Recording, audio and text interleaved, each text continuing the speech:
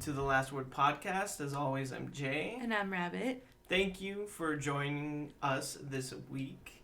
Obviously, we skipped a couple weeks. It's been like a month. Almost a month. We said every other day or every other week, and then it just was like, fuck, we have nothing to talk about. You know what I mean?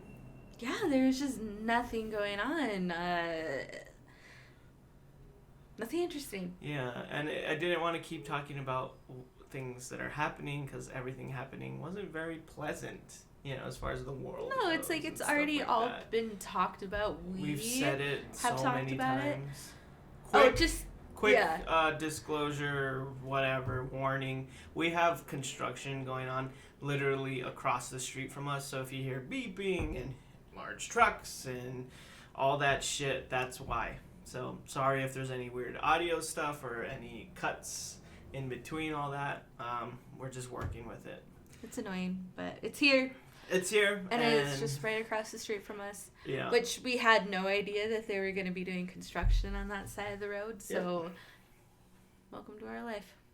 Not too bad, but it is what it is. No, it's terrible.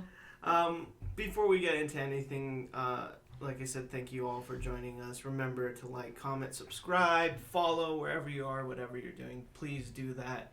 We see it, we appreciate it, and it helps us a lot. And of course, questions, concerns, business inquiries, lastwordapparel@gmail.com. Woohoo. Woohoo. So here we are again. Yeah, we're back. With what we just said being a thing, I guess it begs the question, is like, what are we talking about today then? Because not much has changed since then.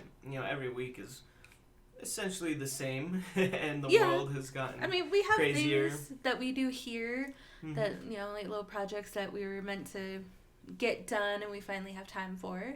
Mm-hmm. But for the most part, we try to limit our grocery trips to just what we can get by with, and we don't go out. But we did have an interesting interaction at one of our grocery trips. And it's kind of what we're going to talk about. So we're going to tell you what happened in Walmart. So we're going to tell you what happened in Walmart and the interaction we had there, but we're going to tell you why. And it has to deal with a couple of different things. Our failed t-shirt apparel business. Uh-huh. And the friendship that ended with that. Yeah. And so it's just, it'll be interesting, and it's a good topic. And then we might get into some fun stuff at the end, but we'll see how long this goes takes. and how we feel. We're currently recording in 90-degree weather with no air, because that would be a thing with the audio. Yeah, so this is all fucked up right now.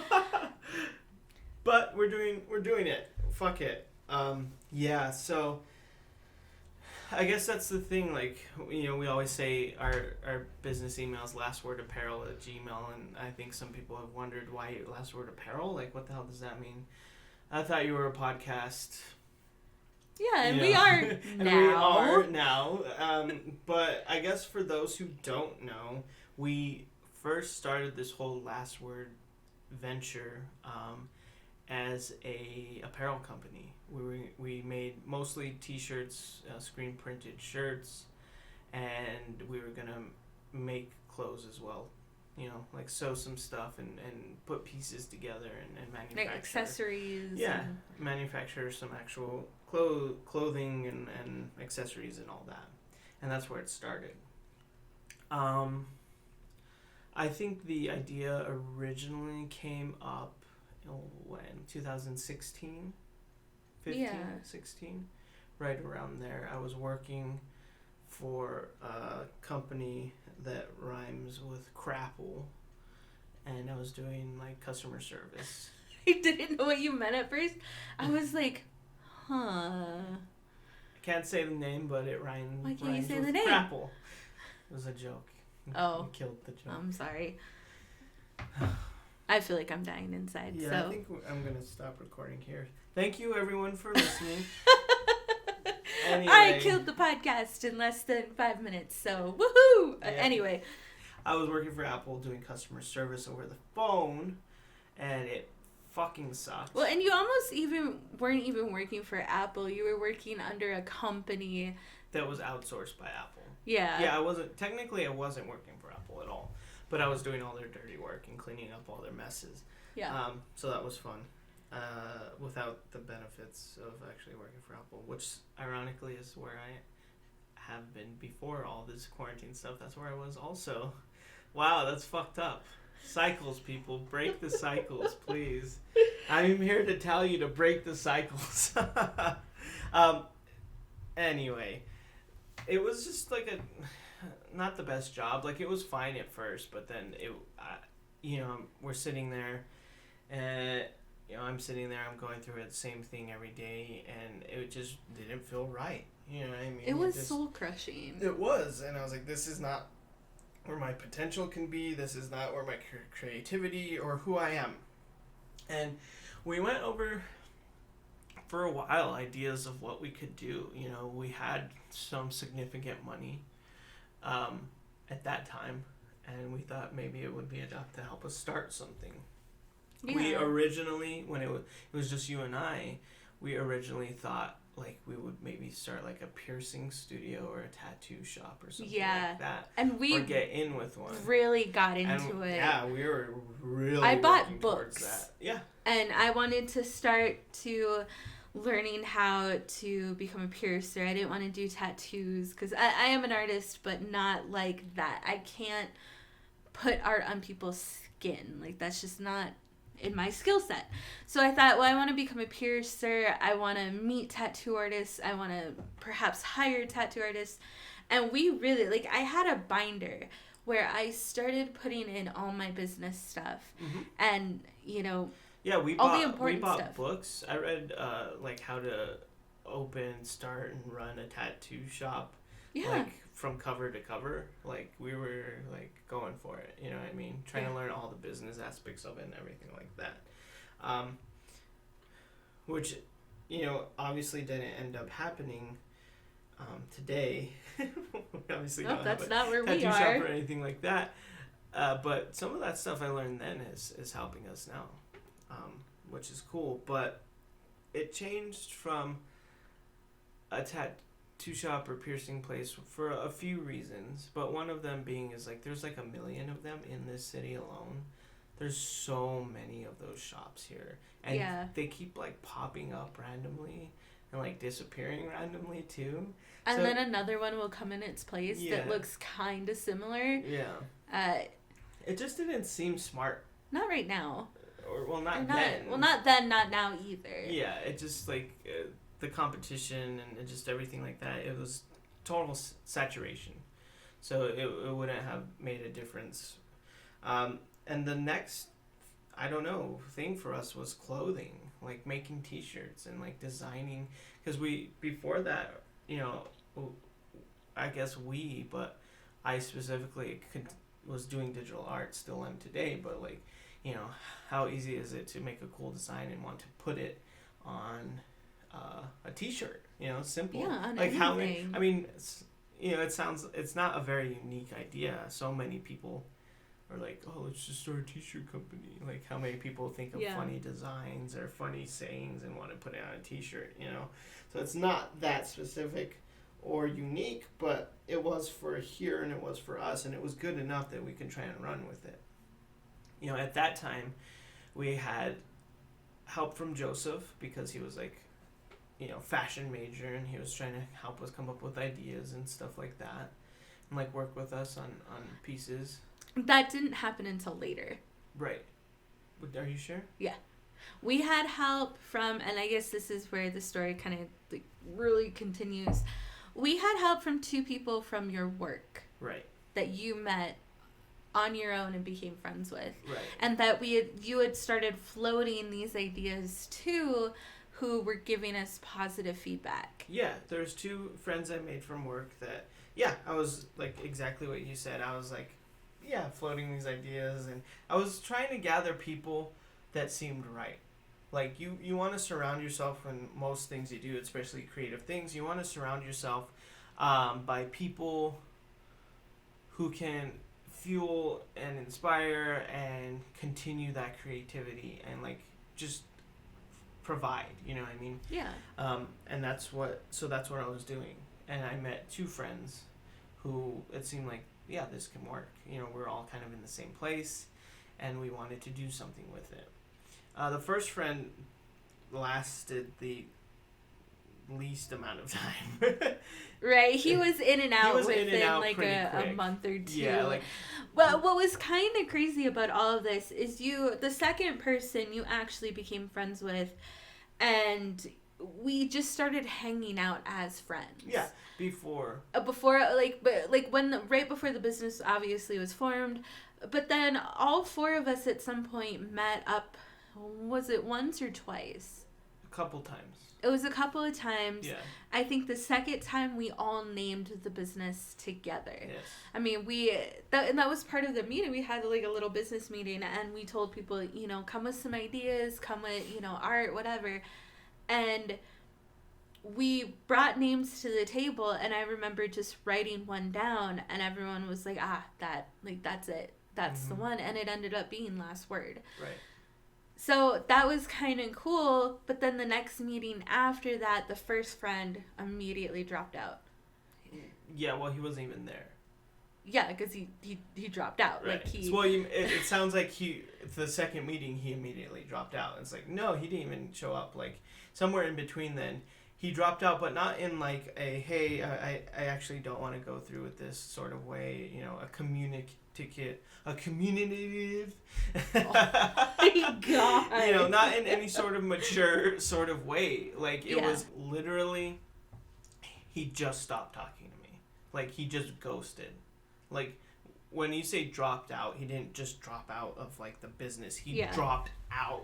Well, he just stopped talking. I remember, I remember him telling you, was he married or he had a girlfriend? He had like a long-term girlfriend or something. Very long-term, not married, but very. And a kid? No. Or a kid on the way? No. I thought he had kids.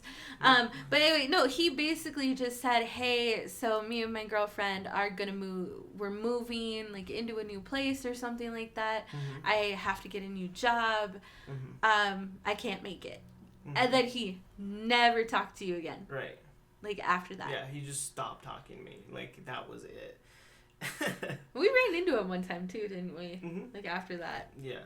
But that's not what the story is about. No, it is not. It is about the other person.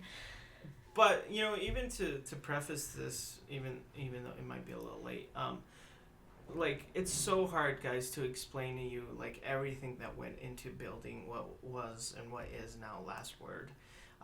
And especially those moments in the beginning. Like, it's so hard to explain through this. Like, just trying to recall everything is already kind of a struggle. Because so much happened. But also to explain, like, the feelings and just, like, just everything that went into it. Yeah. So just, like, try and understand. Or just know, like, this. It's not just it's not just chronological. This happened. There's shit in between. And, like, I mean, we all named the business together, all four of us. There was a lot of meaningful stuff in between all of that, I guess is what I'm trying to say. Yeah. But with that being said, yeah, he literally just dropped out. Yep. Like, he didn't, he just stopped talking. And, you know, pretty, like, right before then, I quit my job. I quit working for the company that was the Apple thing. You know, and I remember having that conversation with you. It was like the night before. We were talking about it, and I just told you, it's like, I can't go back there. Like, I can't go back there. And I remember it hitting me. Like, we were, like, at the gas station or something getting gas. And, like, we were just in the car talking, and then it just hit me. And I was like, I can't do this. Like, I can't go back there. Like, it was just so soul-crushing. Like, because before then, like, I had stayed there for so long to try to get to, like, the tier 2 or whatever the fuck, and, like, get more money and all that stuff. And the night, and, you know, I think we've talked about this, but the night before that happened, I broke my knee. I fell and broke my knee. Yep. But I still went the next day to training at, like, 6 in the morning. 6 in the morning. With a broken knee, and, like, continued to go to work even after, through the training, and after that with a broken knee. And it was just so much all on top of everything, and I just couldn't stay. I couldn't stay. Yeah. And that was the conversation we had, and I couldn't do it. So I think it was like that next day, I went in and I quit, and I just quit, and I left, and I saw our friend, quote unquote, on the way out, and I told him, I was like, dude, I just quit. And he's like, wow, this is really happening. I was like, yeah. And then shortly after that, never heard from him again. Yeah. and so that brings us to like us naming the business, and then us just continuing. You know, it was you and I and our other friend.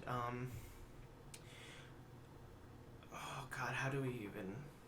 This other friend was. How do we describe them? And maybe we should give a name to them. Rena. No. No, that's pretty kind of identifiable.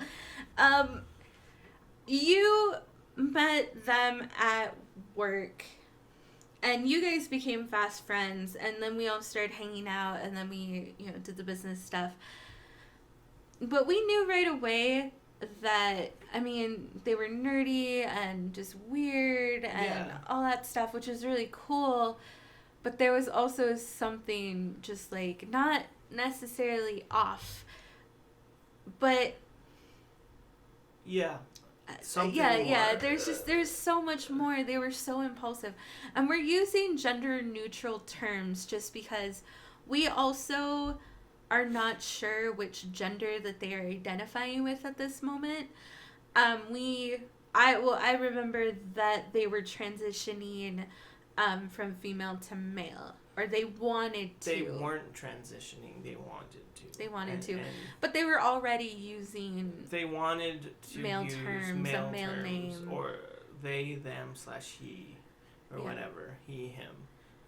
But that wasn't, until the middle of the friendship. Like in the beginning. But it was still kind of like it was obvious. Her and she, and nothing else, and then it was they, them, him, her, or him, he, him.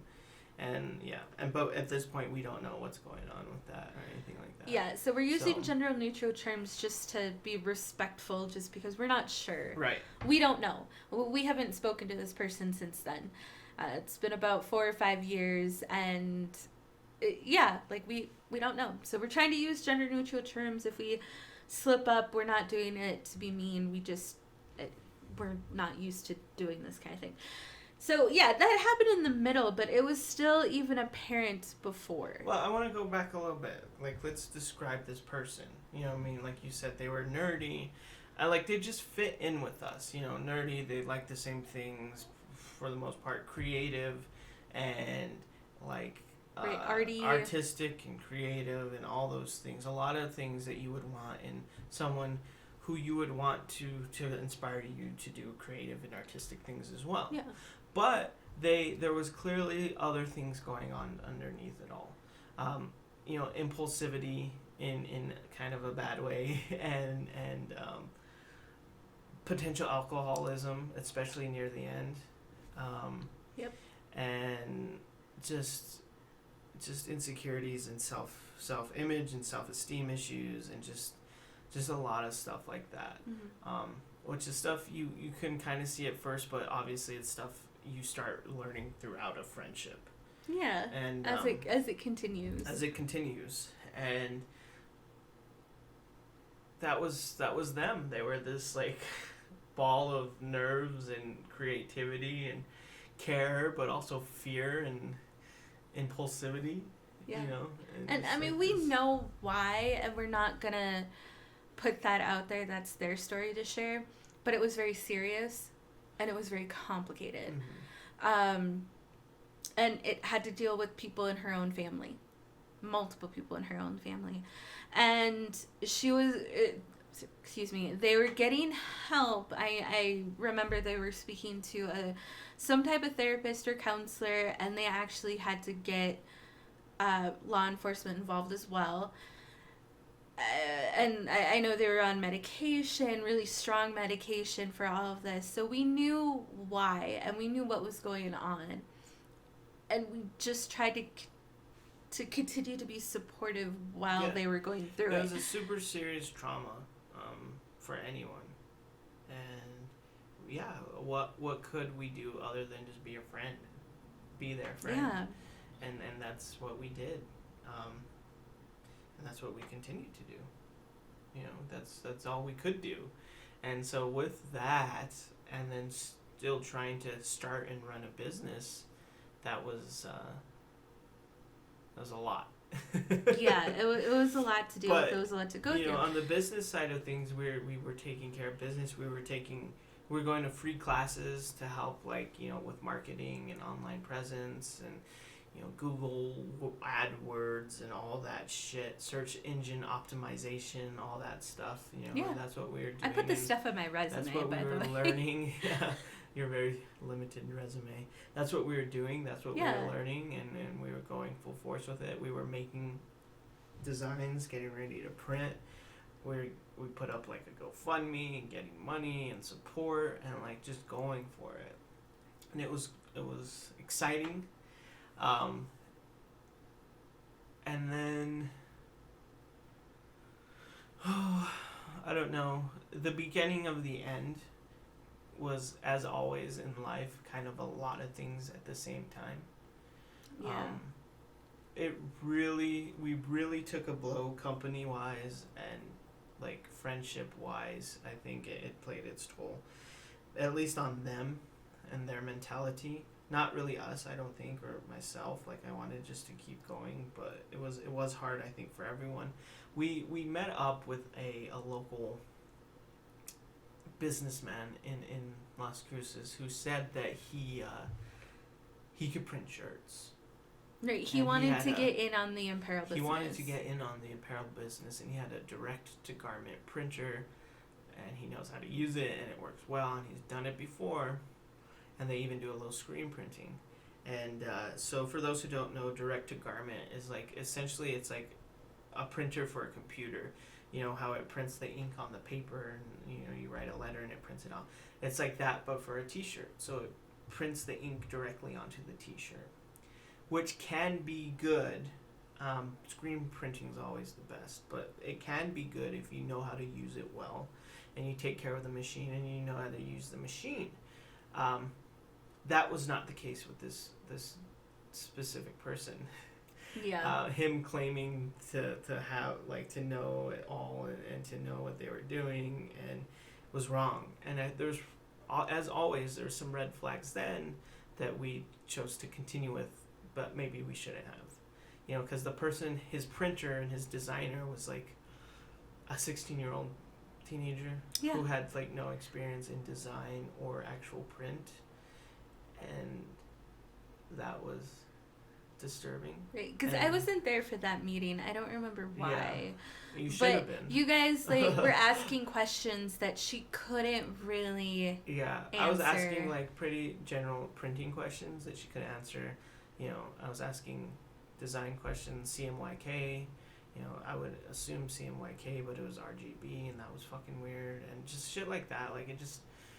She didn't know a lot, and that dude didn't know either, because he was essentially just the guy who paid for everything. He didn't actually print anything or anything like that.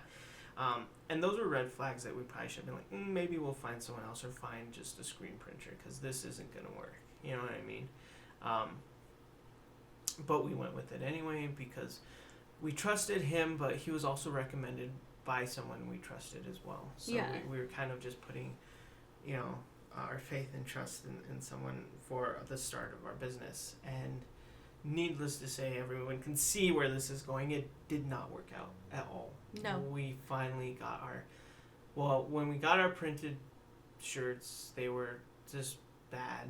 They were just bad. Off center. The shirts were off center. They weren't scaled correctly. They patchy. Were off center. They were patchy. Yeah, they had white. Off. They had white flecks of ink all over from them. Somewhere else. And we didn't even get a full order.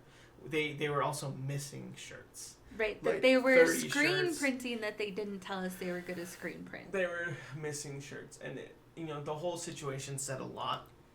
The fact that they also were we can screen print too, even though we're not going to tell you, but you could have these for free, was the proof that you guys don't know what the fuck you're doing, and it was just all wrong, and we ended up getting a refund for it, which I think we've talked about before. This whole situation we've talked about before. We ended up getting a refund for it. That fucking asshole wasn't even, or he tried not to be there, but he came out and we were out there. I still remember the look on his face. Fuck him. He looked shocked. Fuck him. And just like just going back and forth with the printer or the designer, quote unquote, and like asking her, I was like, hey, when you knew this was going wrong, why didn't you tell us? And then it was just going in circles. Yeah. And I was asking a real simple question that she just could not answer, or kept avoiding the answer to, because she couldn't. Yeah. And it was just like, yeah, but when you knew then, why didn't you tell us? And she's like, and she couldn't answer. Like, right, well, when we you didn't did know then. when It's you like, did well, the first when you did the first 5 and you saw they weren't right, why didn't you stop then?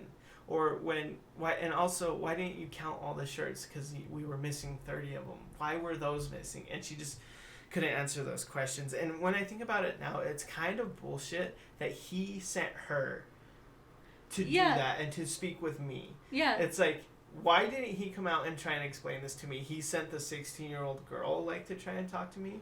And, like, that's the thing. There's nothing wrong with the age 16-year-old. Like, it's a 16-year-old can know this stuff or anything like that. But it says a lot when a grown man is like, here, no, you go talk to them. You go talk to these people whose business we might have just messed up. Yeah. So that was the first, and that was the beginning of the end, essentially. That was a big blow to us and to the company, and to our friends specifically. I think that weighed a lot on their mentality, which was already pretty fragile, to say the least. And it sucked. There was a point where I was like, I think maybe we can't fucking do this anymore. Yeah. Maybe we can't do this. Like, I don't know if this business is for us. We just spent all our money printing all these shirts, and we can't sell these. Like, these are bad. And even the ones that we said we could sell are still pretty unsellable, to be honest. Obviously. Yeah. Given, the fact that we haven't sold any. Yeah, that we have a failed apparel business. Yeah. Let's go back to that for a minute. That we are now Last Word Podcast, not Last Word Apparel. Damn it. But, so, that was, I would say that was the beginning of the end. What do you think? Like, if there was a point where things were on the downhill side. When we actually got the t-shirts, quote, printed, that was when a lot of the stress started. Yeah.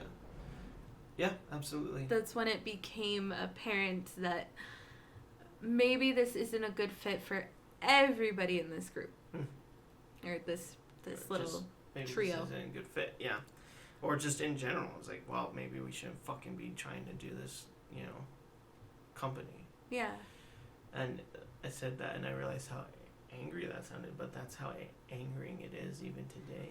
Like, when you put your trust in these people and you just assume, which is terrible, you just trust that, they're going to do the right thing, and they're going to say what they're going to do what they say, and they're going to follow through, and it's going to be the quality that they say, and it's not. And you're sitting here and you're like, how the fuck did you ever get this far in this city? Yeah. Like, how? You know what I mean? And then this is how you treat a newly starting business. Mm-hmm. And so that was tough. But we continued. That's when I guess we got the help of Joseph. I think Joe knew of someone who did screen printing, and he kind of put us a little bit in touch with other people, and it's eventually how we ended up meeting Saba, right? Like, something like... No, that's not what happened at all. We got we got help from Joseph to help us come up with other things we could do with the terrible t-shirts, and other ways we can make them. We met Saba because he was at the farmer's market and he printed t-shirts, and we just started talking to him. That's right. We did talk to him first. So we first. didn't meet Saba through Joseph at all. I'm tired. Interesting how your brain remembers things. Oh my god. I'm so broken. That's kind of scary. I'm so broken. But yeah, okay, so we actually already knew Saba, but we just started to connect with him more and get in touch with him more, and then I don't know, kind of gravitated more towards screen printing Right. and stuff But like that. before But we Joseph did that- also came in. Joseph came in, and we got help from him to try and figure out, like I said, what to do with these terrible t-shirts and how we can turn them into something else. Yeah. How we can make them something else. And yeah, and that really started creativity in another way, which was great. We're thinking of different pieces we can make, going to thrift stores, buying something like, let's make this into this, and like combining stuff. It was gonna be almost as quickly as it started another rebirth of like what we could do as a apparel company. And it was exciting too, but we still wanted to keep with printing shirts because that's what we did, what I mean? So we had, when we first met Saba, and to explain who Saba is, he's a local artist here, a graffiti artist who also started doing screen printing. And he's one of he's one of the best screen printers or at least at the time he was. And it just seemed like a natural fit. We spoke to him it was like a Halloween event for the farmer's market, and we just talked to him about what happened with us, what the guy said, and just all that shit. And he just like, wow, well, if you need any help, here's my card. Let's did he know about that guy? No, he didn't know about him. Okay. Yeah. Which also says something. Yeah. Yeah. But anyway. So many people knew Saba. Yeah. And exactly. That also, and we heard nothing but good things the entire time. Mm-hmm. So that, that's where we started with him. At first it was just like going over there, meeting, so this is what we want to do, this is how we want to do it, can you do this for us, how much will it cost, that whole thing. And it was all, good. But as we were there, I started realizing like, wow, we should really be in this kind of thing, this kind of community, if this is what we want to do. Right. Like, these and are he our invited people. us kind of like as a mentor to like, hey, come around the shop, do some work, learn some stuff. So we did multiple times. I think I did more than anyone. I went to the shop a lot to just help sell things or to clean screens for printing or whatever he needed help with. I was just doing shit, which was very interesting, and I did learn a lot. In the end, we only had the money to go with one design to start off screen printing with. Yeah. And we went with my fart design. Yep. Yep. Because that was the one that Saba loved the most. And it was the one he liked the most. Yeah. So we went with the fart design. Just thinking about it. For those who don't know, and I could even put it probably in the I could put it in the description or whatever on Instagram. So if you don't follow us on Instagram, go there and follow us. Last Word Podcast. Yeah. Yeah. It was like one day I was driving and I saw a bumper sticker that it said Earth. Yeah. And it was in like white, but ART was in red. So it was like Earth and art, you know what I mean? And it just made me mad because I was like, what the fuck is that even? Like I get what you're trying to say, like the earth is art, or you can't have art without the earth, or you can't have earth without art, or whatever the fuck. But also because of that, because it was so broad and kind of obscure, like it was broad in general but also obscure, I fucking hated it. I was like, and like art is subjective and art is whatever it is, and like you can't say this is art and this isn't art, at this point anymore. You can't. But I was looking at that bumper sticker and I was like, that's fucking, like, that's not art. You know what I mean? Yeah. And I was just thinking about it. It's like, you could say that about fucking anything. And then I thought of it and I was like, fart has art in it. Mm-hmm. And you're saying the same thing. You know what I mean? So, yeah. Like, it's so subjective and so bullshit that, like you can have fart. You can't have art without fart. You know what I mean? Yeah. You can't have fart without art. So that's what I made. I made that design in that fashion. And it was like, yes, art farts, but the art was highlighted, and that's what I made. And I love showing these designs to Saba and him picking that one out. Mm-hmm. And he loved it for a different reason, and he had his own because I think you asked him, right? Uh-huh. Like, what do you think of that, Right. or what do you think it means? Like, Yeah. what does it mean to you? And Mhm. he went off in this weird explanation about how, like, what was it? Like everyone farts, man, Mhm.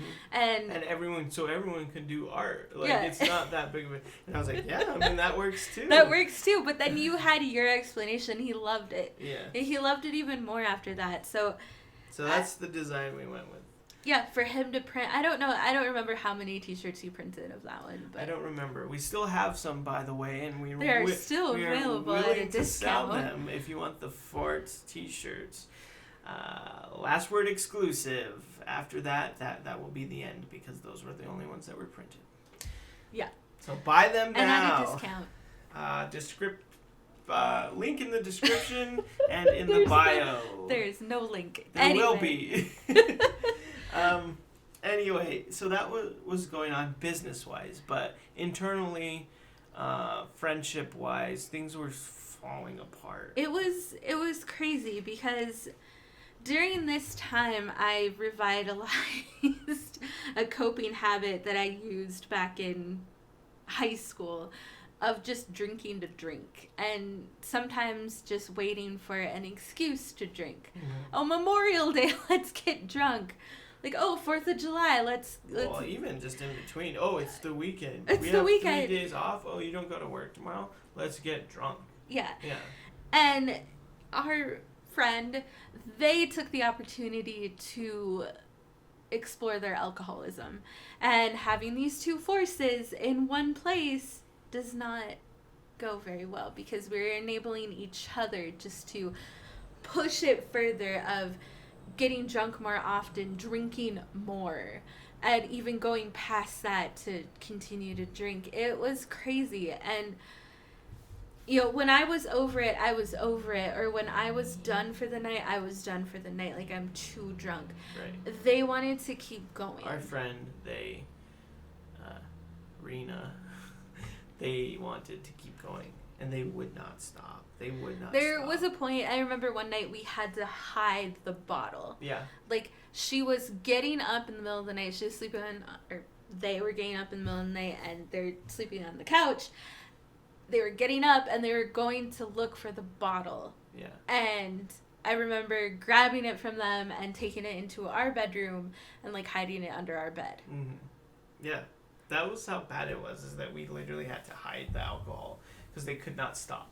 Yeah. And, for me, and in my ignorance, I kind of thought, oh, this is only happening when we hang out and drink together. Because that's the only time it happened for us. And I never drank any of those times. Right. But we Well, also... someone had to be sober and responsible. Yeah. It's always me. But we also started finding out that she was doing this even when she was at home, on her By own. herself. By herself. Or themselves. By themselves. They were doing this on their own by themselves. Or with if their not- their Parental figure. Yeah. That they were more like best friends than they were like... the person Yeah. that they were living with, even though was a guardian and a parental figure, was more like a best friend than an actual parent. And so if they weren't doing it with them, they were doing it on their own, but they were always doing it almost every night. And it really said a lot when they said that they couldn't sleep without like a few shots before bed. And even talking about this now, up until that point, I never really dealt with alcoholism, at least not so far in front of me.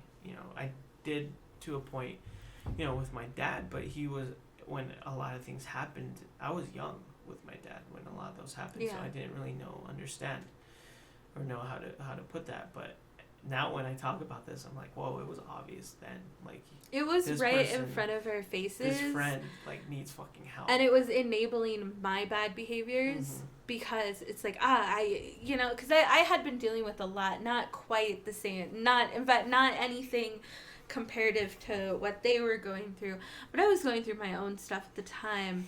And again, those two forces coming together, and you had to deal with both of us, and you were married to me, so it's like you had to like I was the person that you had to care about the most. Not that we didn't love them or care about them. Like, it's like, yo, you have to take care of yourself because I have to take care of this, you know. Right, it's like you're a grown adult. That this is stuff that you need to be handling. We can only, support you and care about you.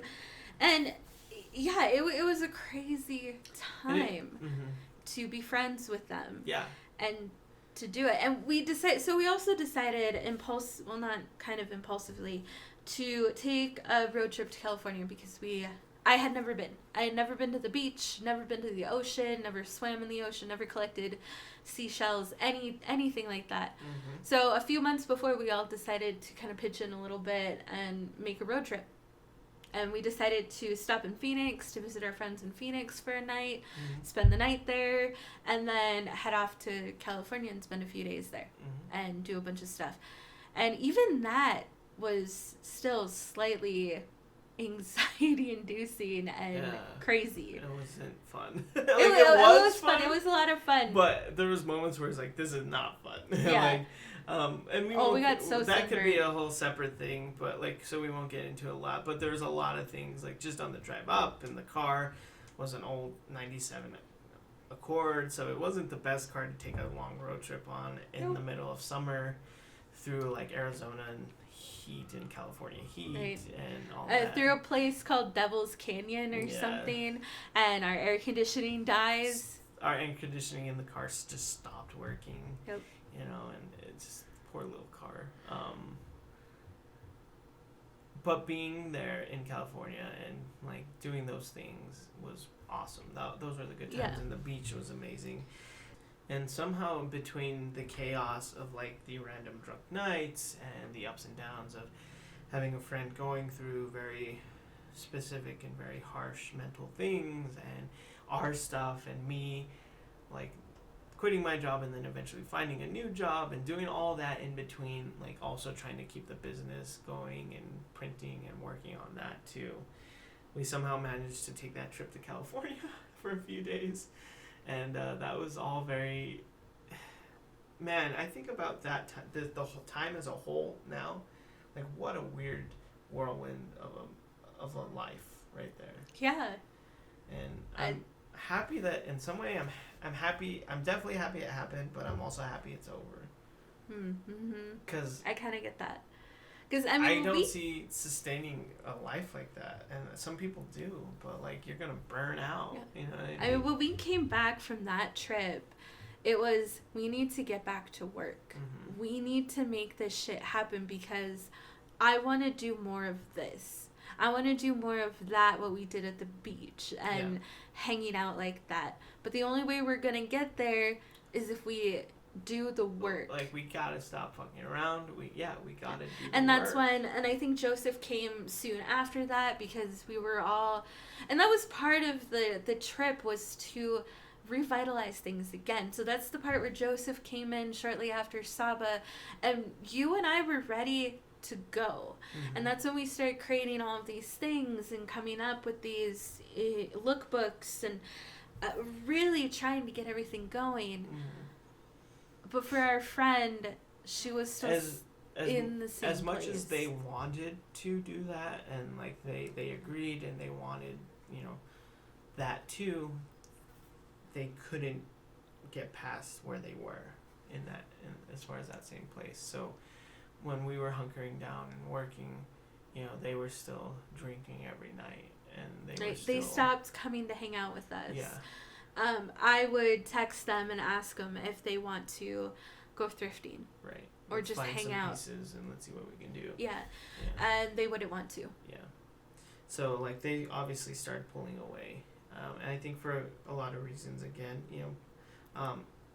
business side of things, we were working with Joseph a lot. And I think that somehow threatened our friend. They got jealous. And, like, I don't know, for some reason thought, like, in their messy little brain that they were being in their messy brain they thought that they were being replaced, or who knows what. Like, there was definitely an anxiety with bringing in a new friend to this, and that played its toll. But then they were still dealing with a lot, and that whole personal thing they were dealing with was coming to like a point, like a really serious point, and but you know, business wise, we're working with Joseph a lot. We're still going in. Well, and we were posting about it too, because one of the big things that, you know, these first people we were talking to when we were starting the business told us that you need to really like be active on your social media every day. And so we were posting about hanging out with Joseph and we're doing stuff with Joe going today thrifting, and working we're on this. or we're going to Sabas to clean screens to Yeah. really, you know, immerse ourselves in the art of all of this. And they would be like, "Hey, I didn't know you guys were working today." Or I didn't know you guys were going over there to do anything. And we're like, we told you or invited you, or you said that you were busy. Yeah. So, yeah, there's definitely, like, some jealousy, some personal stuff going on there, thinking that we're going on without him, and it's just like, we're going on without you because you said you can't. Yeah. Yeah. And that was definitely a big part of it. And there was issues business-wise, too, with, like, they would post art, but they would always only credit themselves and not, like, do it under the Last Word banner. Which was the whole point, like, when you're starting a business and it's a design company and it's for t-shirts and shit, like, it all has to go under one thing. Like, you can't be a separate person. Like, you can say who did it or anything like that, but it's a Last Word design. You know, it's not your design, it's a Last Word design, and they could not do that. Like, they had such problems with, and such trouble with, like, I think for them it was like a loss of identity, which they obviously had some it makes a lot of sense now why that was such a big thing. And yeah, like, I stopped posting anything specifically to art or creating art. I stopped posting anything like that to my social medias. Not that I couldn't have them or couldn't post on them at all. I just focused all of my creativity and my art specifically. Anything that I designed, anything that I did, as far as, like, art goes, I put it on our social medias. Like, I made sure that was the first outlet that I posted it on. Like, this is Rabbit, like, by Last Word Apparel. Like, that was automatically, like, what I did. And they couldn't do that. They would double post, but they would always make sure that their artist name was like, there was a big division between the two. And right, like, they couldn't immerse themselves in Last Word. And I know how big identity is, and especially now, I know how big it is. But when you're starting something like this, you have to be one whole thing before you are an individual in that thing. In that thing. Yeah. Right now, we're the Last Word podcast. We may have individual names, but nobody knows that. Right. And that's okay. Because we want to be Last Word podcast first. Right. Whatever we post, whether it's, like, I'm posting game videos, obviously I'm the one playing them. But I didn't make a separate account for only my stuff. It's like, this is still a Last Word thing, and that's where it's going through. And then maybe in the future, we will be able to have our own names with all of our own things. Yeah. But that's another reason why I don't have my own Instagram yet. Right. Just because Last Word, the Last Word podcast, is my identity for now. Yeah, Last Word. And we put our name. We do put our names on the individual posts that we make. You'll always see my name, Rabbit, under something that I post. You'll see Jay under stuff that you post. Or if there's nothing under it, it's probably me. Yeah, that's true. I always put Rabbit. See, and that's, like, kind of the point, is that we do have our own little identities in this. Yeah. But it is still always done under Last Word. It always goes through Last Word. And that was the point then. And obviously now it makes a lot more sense that they had a big trouble with that whole loss of identity or not getting credit. And that started more so at the end. Yeah, it was a big problem. Yeah, definitely at the end.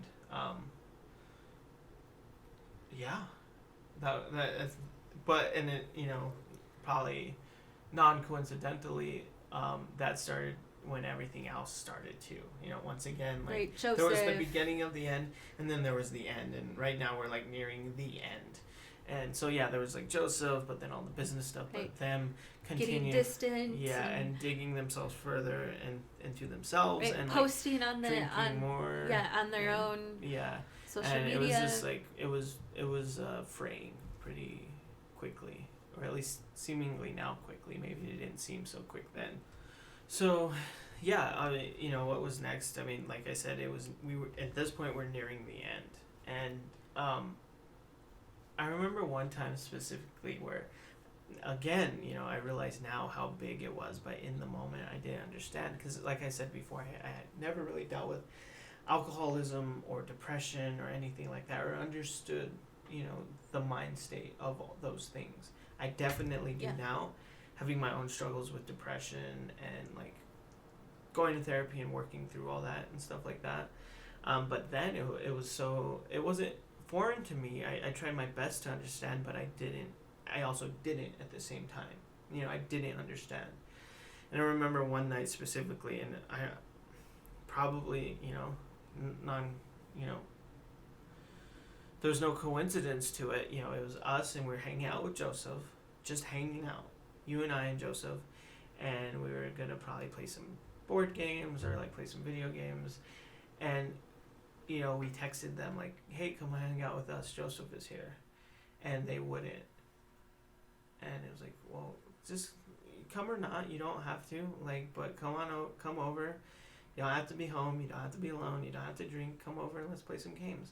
And they wouldn't. And I think it was because, like, I think them knowing that we were hanging out with someone else, like, just triggered them in an already kind of fragile state. It just made things worse. And I remember that night specifically, like, her, like, constantly texting me about, like, yeah, I don't want to drink, but I think I have to take a shot. I was like, well, don't. It's like, you don't have to. And she's like, I don't know what to do. I can't just be here. It's like, well, come over. And she wouldn't come over. It's like, okay, well, then do something. Like, play some fucking video games. You have video games, play video games. Go watch something. Do something. Use that energy. Put it into something creative. Make a design right now. Yeah. And they just couldn't do it. And I remember the text like, I'm sorry, I had to take some shots. I'm going to sleep now, or something like that. Mm-hmm. And I was just I remember. They just did I remember that. And I was just like, what the hell? And again, now, remembering that now, it's like, I realize how serious that was.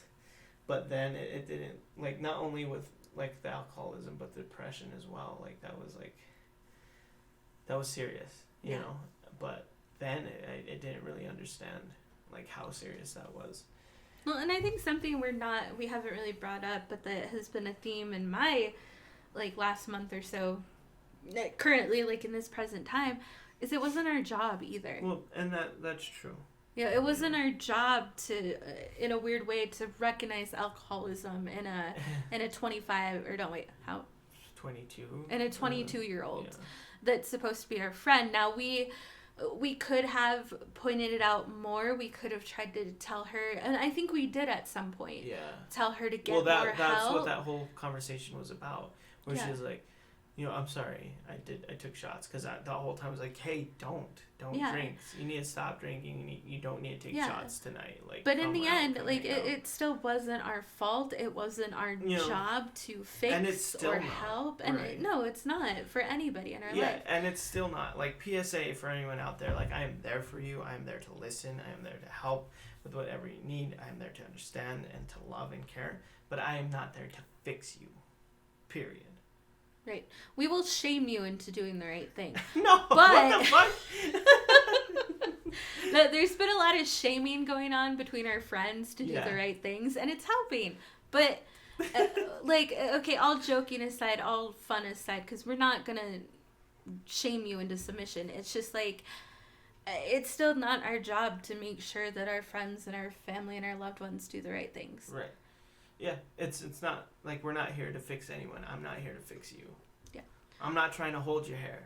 But that was something we didn't get that concept. We didn't know that. Right. We had no idea.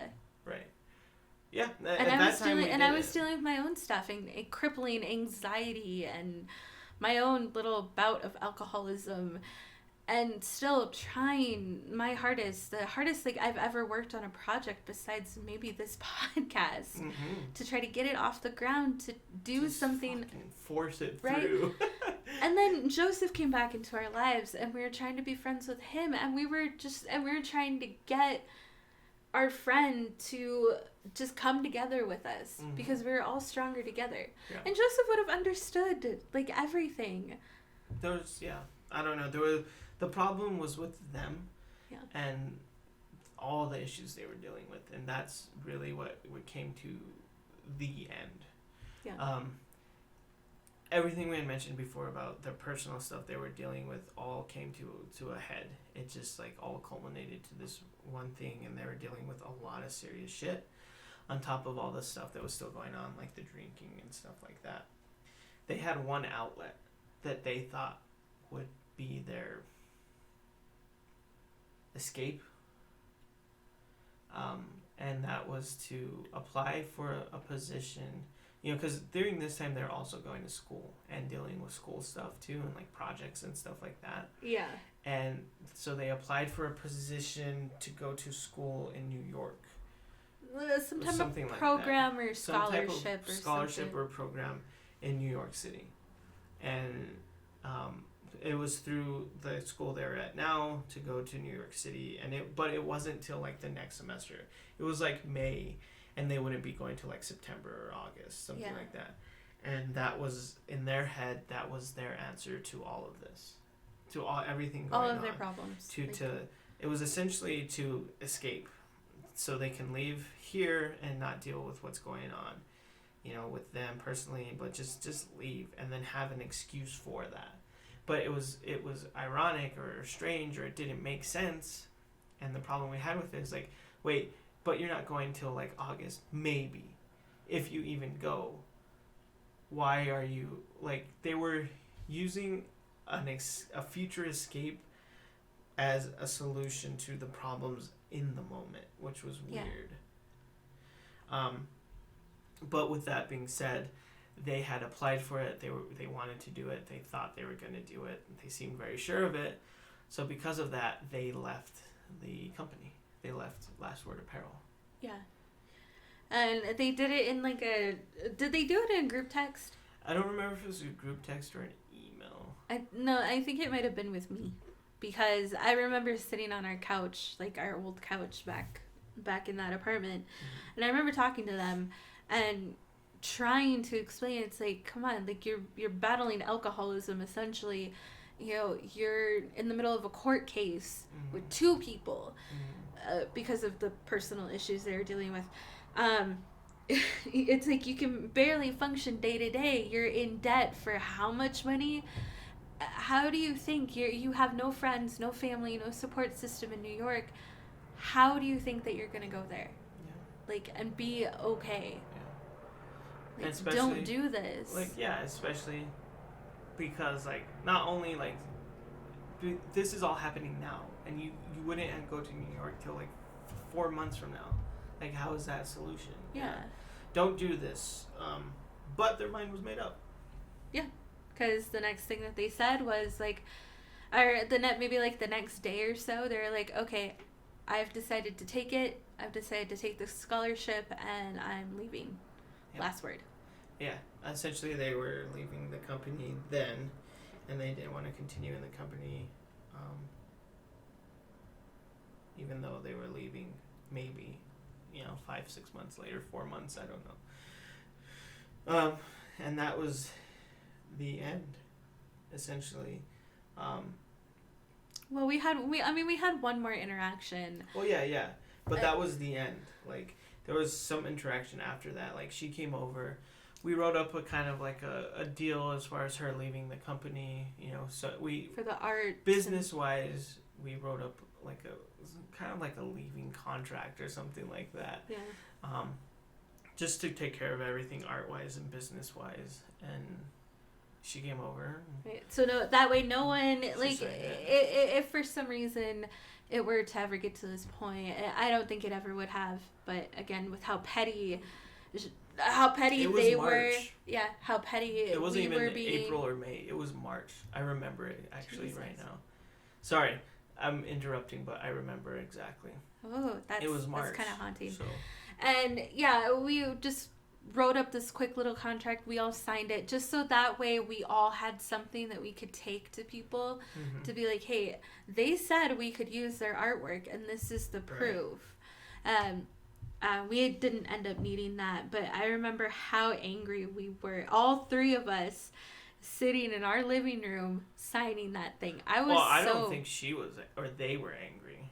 I don't think at all. I think honestly they thought somehow in their head that like, oh, you guys are fine, right? Like, this is good. Like, seriously, I think they thought that we would still be friends after. And not that we wouldn't have been, but to also assume that we wouldn't at least be a little angry for a little bit. We definitely needed some time. Give me, a month or even 2 to 3 weeks to, like, deal with this before you and I can... And I think we still wanted to be friends. And I would have been.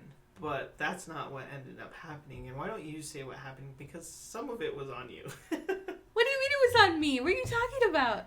I made a post on Facebook about it, and I was not nice.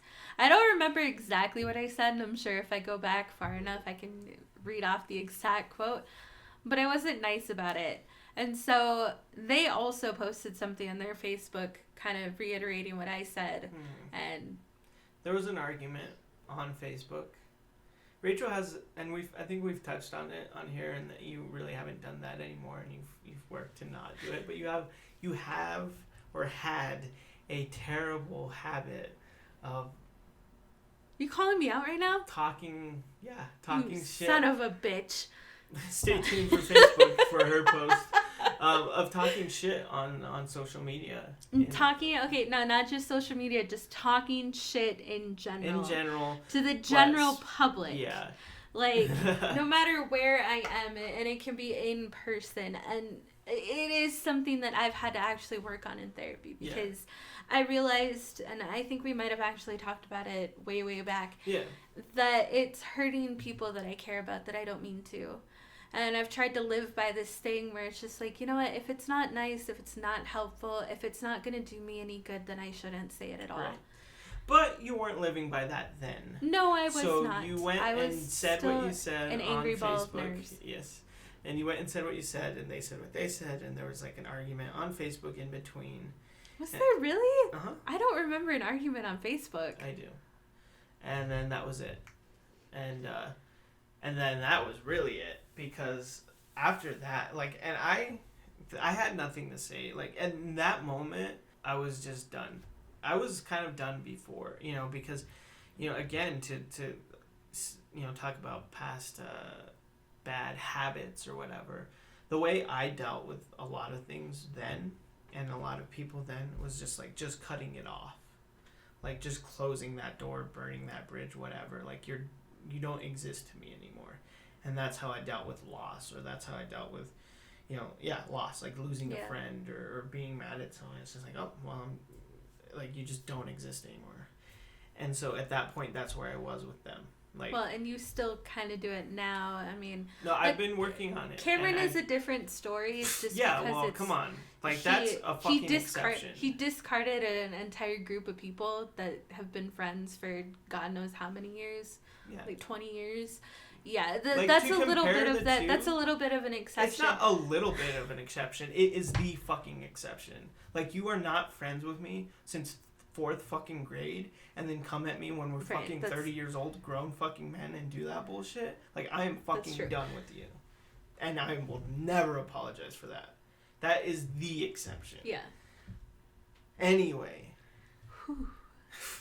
Don't it got really hot in here, guys. Anyway. It's heating up.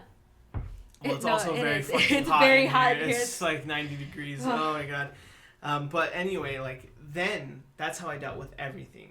Even if it wasn't a big deal. Like, that's how I dealt with it. Like, it was just done. And I don't do that anymore. Except for one fucking exception, who's a big fucking exception. That's true. And I was kind of in that mode then, so, like, I just didn't want to deal with it. I just didn't want to deal with her. I was, like, with them, I was just trying to work it out for myself. Yeah. And when that argument happened on Facebook, I just, I wasn't a part of it. A lot of times during our friendship with them, and, especially near the end, I was kind of like the mediator between you two. A lot of the time. Yeah, we kind of butted heads quite a bit. Yeah. Which also, like, and here's the thing, like, I was so angry. And, I've been an angry person my entire life. And angry at every little injustice, even if it comes down to, food. I don't know. What? I was so angry at them and hurt and seeing a friendship end, and also worried about them going off to New York by themselves. Mm-hmm. That we, like, or at least in fantasy, we almost considered going to New York with them. Right. To make sure that they would be okay. Right. Like, or us doing something like that too, just so we could be there in the same city if they ever needed anything. Yeah.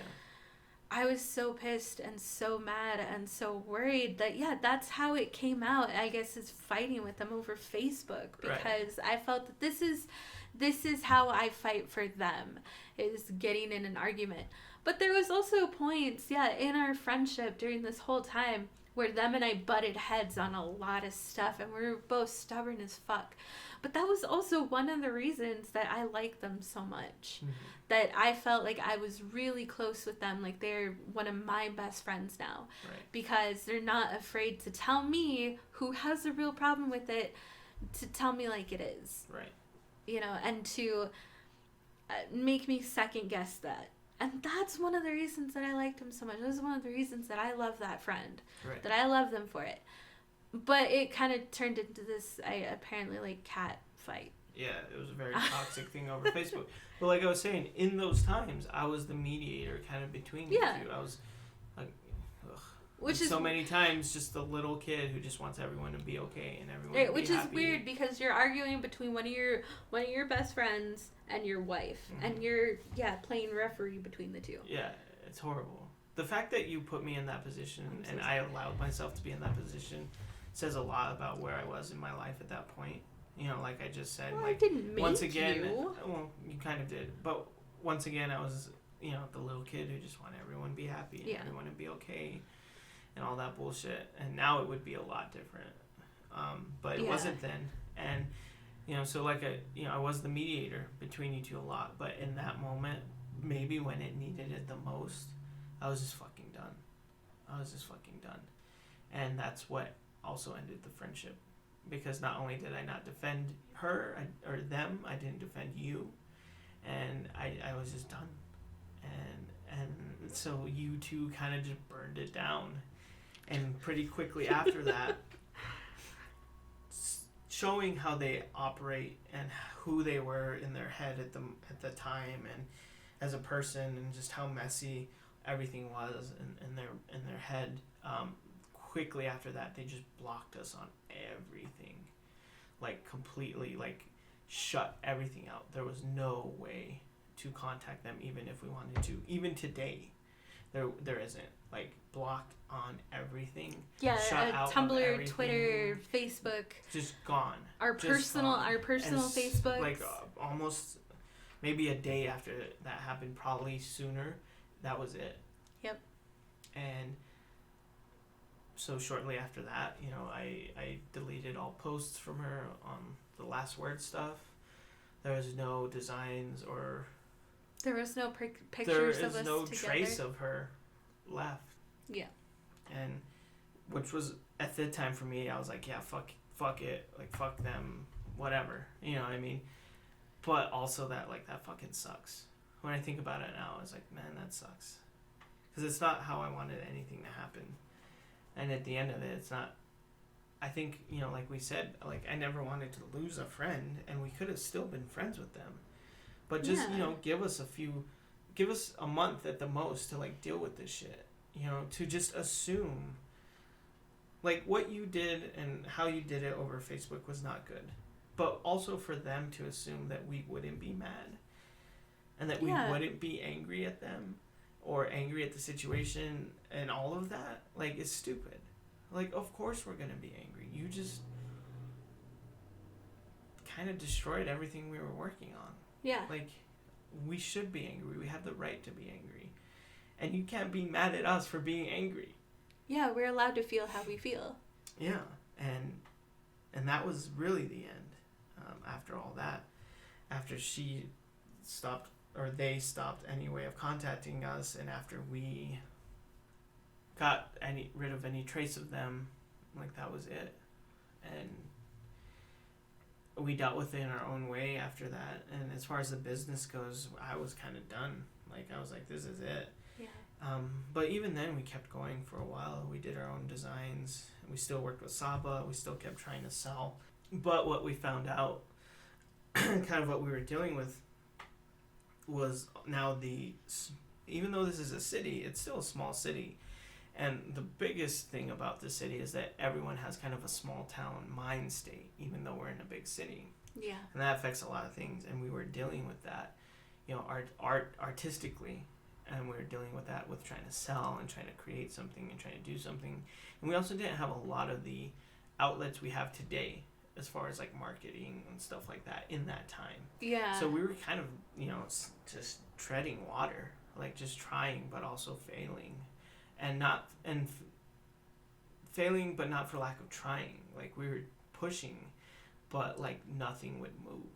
And like every little art group in the city still today is like in their own little bubble, and you have to like find those people and then somehow be accepted into that bubble to do something with it. And it's like everyone's very separate, even in a big city. And it's like that small town mentality that doesn't allow the city, as much as they may want to, or as much as they say they want to, they don't really cater to small businesses. Yep. I had 2 separate meetings with people from the city at different times during this whole business thing, and they both turned into nothing, even though their intentions, as what they told me in the meetings, were opposite. And it was just crazy. Like the last meeting I had with them, and it was close to after we were just done with the business, was like, they were like, yeah, we want to start a task group for small businesses in the city. Would you be willing to be a part of that in that committee? I was like, yeah.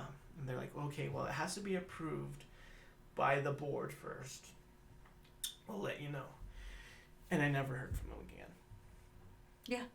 They never that said right anything. There, I think pretty much explains the city's mentality on small businesses. Yep.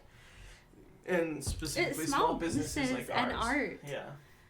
Yeah. Art in this city is so low. And I mean, I understand it. I mean, there's so much more here in our city, and that can be its own episode.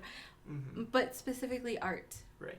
And creativity is so low on anyone's radar. Right. That, like you said, you have to either already be a part of this group, you have to have an amazing idea to get people a part of your group, or you have to, like, know someone. Yeah. So it just didn't help anything. And eventually, I don't remember even the conversation or what we did, or if it just kind of happened naturally. We just stopped pushing the apparel company. It happened, I kind of remember, it happened 2 years ago, because it was right around the time, like maybe 4 months before I met Kenneth, that we decided to take a break. Mm-hmm. And we decided we were gonna go through another rebirth, rejuvenate, and we were gonna do all of that, but we just needed some time. Mm-hmm. I know I had ideas for like a fashion show, another lookbook. I was busy putting those things together. Mm-hmm. And then we're just like, okay, let's take a break. Let's work on some other projects.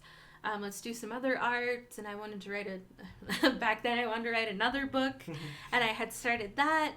And then I met Kenneth, and then we really never went back to it. And right. There was never like a big conversation.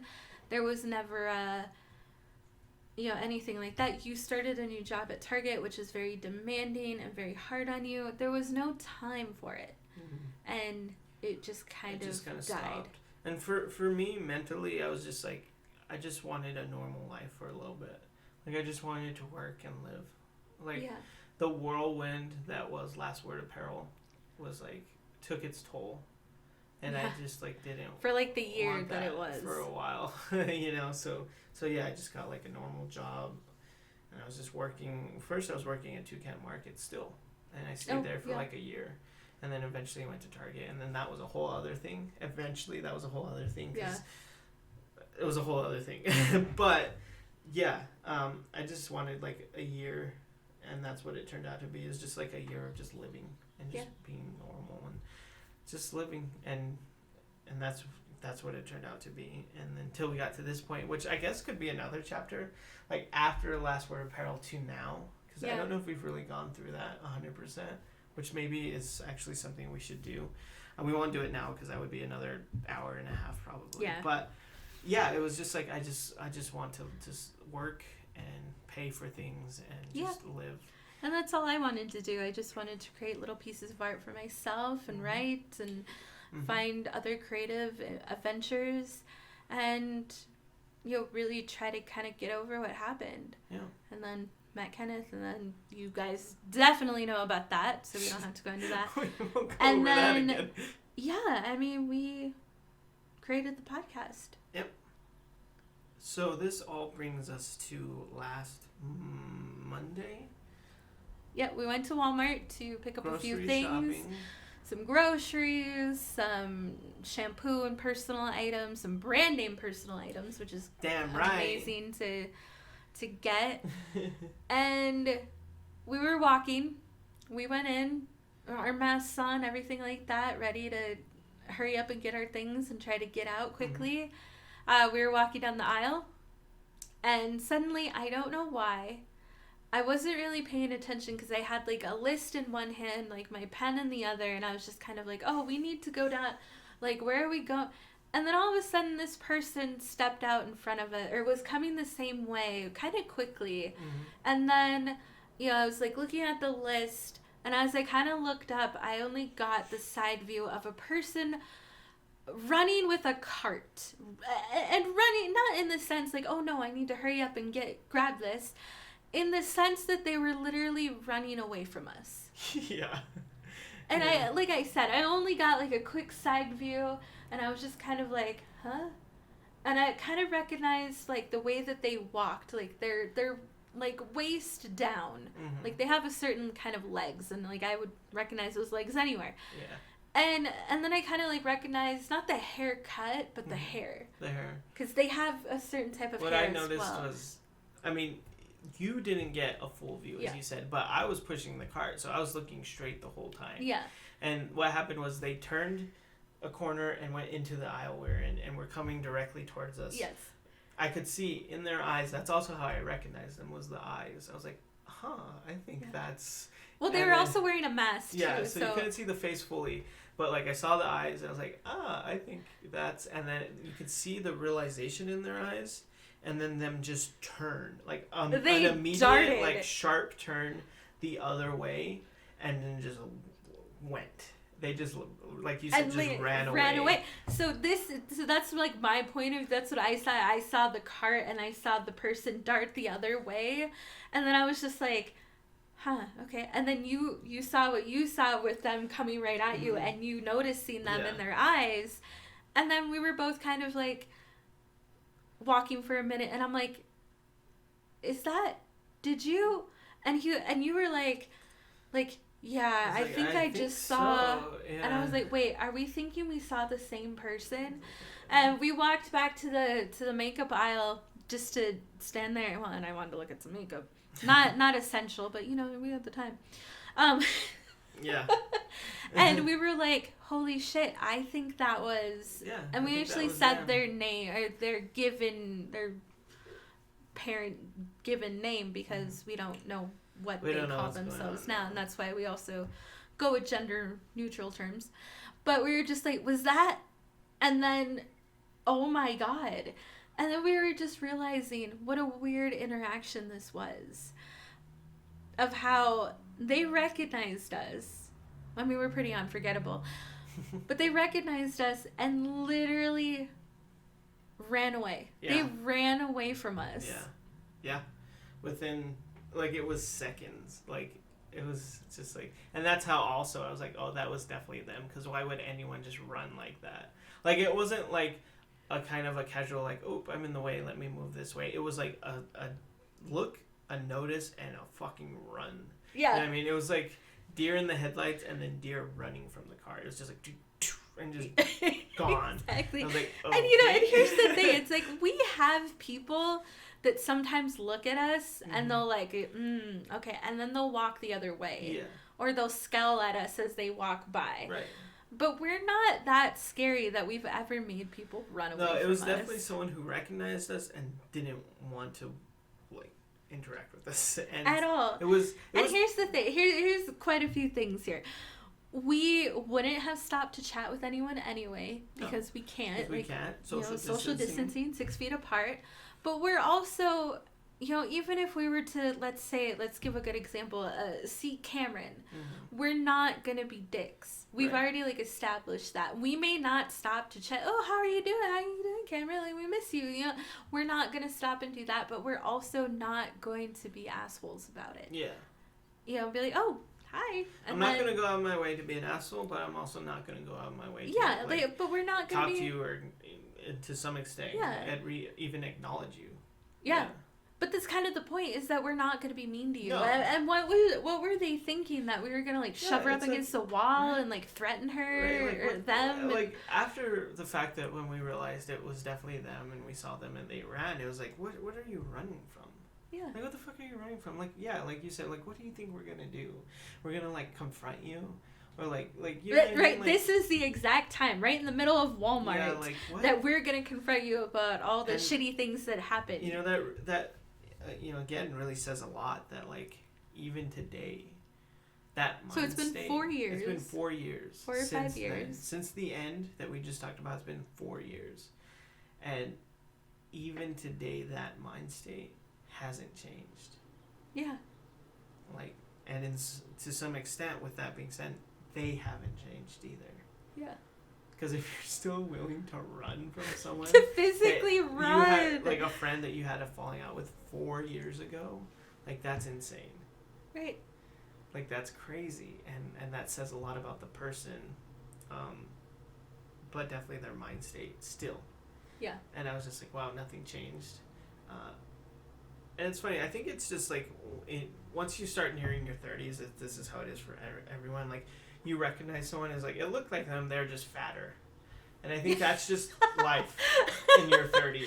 I think I saw so-and-so at the store today. It looked like them, they're just fatter. Yeah. And I think that's honestly, that's life in your 30s. I think that makes a lot of sense, but... Yeah, because we're probably fatter too. Yeah, I've stayed generally the same shape, but I know I'm bigger than I was. Yeah, and me too. But we also look different too, and that was kind of when our hair is longer and stuff like that. But it's we both have new glasses. But we both still have glasses. That's true. So and your hair is the same. And so even did if your hair is longer, it's the same style. Right, and so did they. They still wear glasses too. And they were still wearing skinny jeans and a t-shirt. So it's I didn't wear a lot of dresses back then, but I do now. It's how? Yeah.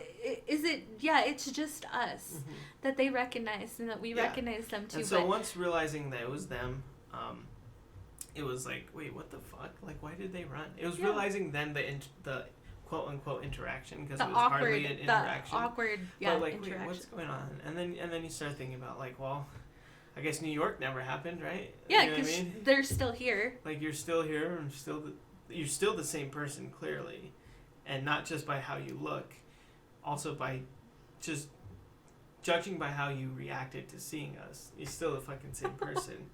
And it's just well, then what was the point of any of that? You never went to New York. You never did any of the things you said you were going to do, and you didn't change. So, I don't know, for me it was you fucking idiot, we could still be friends today. Yeah. If you wanted to have been. But clearly nothing changed. And it's what was the point of any of that? Yeah. I mean, what was the point of you running in that moment? That was stupid. But then also, what was the point of any of it? Yeah. I mean, it was kind of crazy to think about that and to actually look at it. There was, if I ever needed more proof of how afraid that they really are, that was it. That they Them are, and that they darting still off are. and running away. Yeah. Yeah. That's what gets me, is that they still are. Still. I think about since then, even it's only been 4 years, which isn't a long time, but I think about how much I've changed from then till now, and it's I'm a different person. You know what I mean? I'm a completely different person. So she's coming at us like walking towards us, seeing the people in her head, it's the same people that we were 4 years ago, because she's the same person she was 4 years ago. They are the same person they were 4 years ago. But like, if you actually would have stopped, or if you actually would have just kept going, or whatever, like, even if somehow we could have spoke, you know, we couldn't have because of everything going on, but even if somehow we could have spoke, you would not be talking to the same person you would have been 4 years ago. No. Like, we don't even know each other anymore to that extent. Like, we're strangers at this point to each other for a lot of reasons. So, like, why the fuck are you running? Yeah. And I think it just boils down to because they're not different and they didn't change and they're the same person, probably. But it's like, yeah, why the fuck are you running? You could have been walking by a stranger, essentially. You know what I mean? And if we ever spoke, you would be talking to someone you don't know. So it's like, why are you still there? Yeah. Yeah, and that's what it came down to for me after the weird interaction, that she's not talking, she didn't see the same people, and she wouldn't be talking to the same people had we been able to have a conversation. And I took a little bit of pride in that yeah, Rachel back then 4 years ago probably would have done the same thing. Had I not gone back to therapy and had all the experiences that I do now and all the things that I'm working on and actively working on, that could have been me. And I took some pride knowing that it's not, and that they are not talking, they wouldn't be talking to the same person. And there was some comfort in that.